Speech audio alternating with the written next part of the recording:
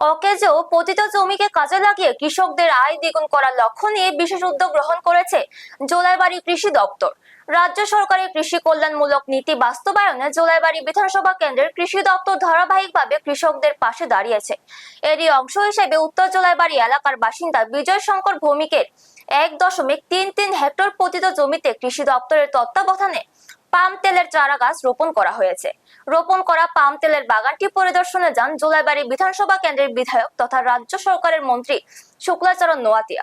পরিদর্শনকালে তার সাথে ছিলেন হর্টিকালচার দপ্তরের আধিকারিক বৃন্দ, জোলাইবাড়ি কৃষি দপ্তরের তত্ত্বাবধায়ক শ্রীরাম দাস এবং জোলাইবাড়ি এগ্রি স্ট্যান্ডিং কমিটির সভাপতি জয়দেব দত্ত সহ অন্যান্য বিশিষ্ট ব্যক্তিবর্গ।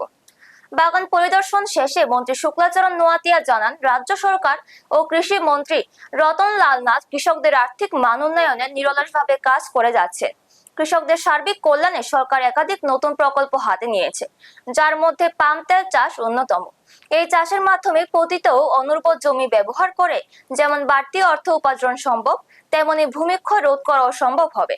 আগামী দিনে জোলাইবাড়ি বিধানসভা এলাকার কৃষকেরা আর্থিক দিক দিয়ে আর স্বাবলম্বী হয়ে উঠবেন বলে আশা ব্যক্ত করেছেন মন্ত্রী। ব্যুরো রিপোর্ট, নিউজ তৎকাল 24। রাজ্য সরকারের হর্টিকালচার ডিপার্টমেন্টের উদ্যোগে আজকে আমাদের জোলাইবাড়ি আরডি ব্লক অন্তর্গত এবং জোলাইবাড়ি এগ্রিকালচার ডিপার্টমেন্টের আমাদের এসএস সাহেব উনি রয়েছেন, ওনাদের অফিসের জুরিডিকশন এরিয়ায় আমাদের একজন বিশিষ্ট কৃষক বলে চলে, ওনার জমিন প্রায় 1.33 হেক্টর এই জমিন অকেজোর মতো পড়ে আছে।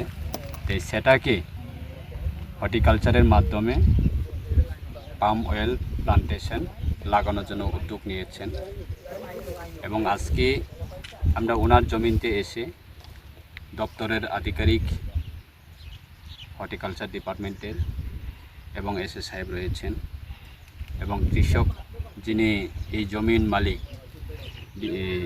শ্রদ্ধেয় বিজয় শঙ্কর ভৌমিক মহোদয় এবং আমাদের এগ্রিকালচার ডিপার্টমেন্টের স্ট্যান্ডিং কমিটির প্রেসিডেন্ট রয়েছেন এবং আমাদের প্রধান রয়েছেন, উপপ্রধানরা রয়েছেন, ডিপার্টমেন্টের আধিকারিকরা রয়েছেন।